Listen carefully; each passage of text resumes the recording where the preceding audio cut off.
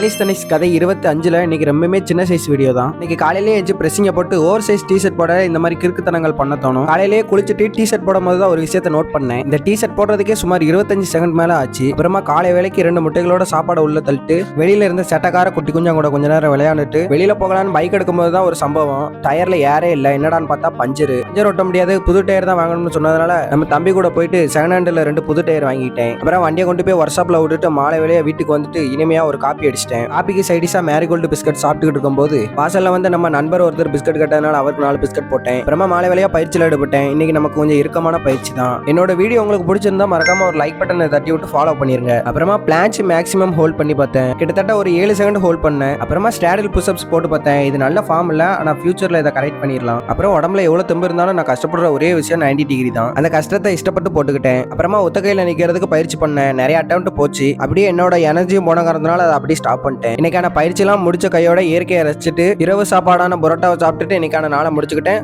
தொடர்பிலே இருங்க.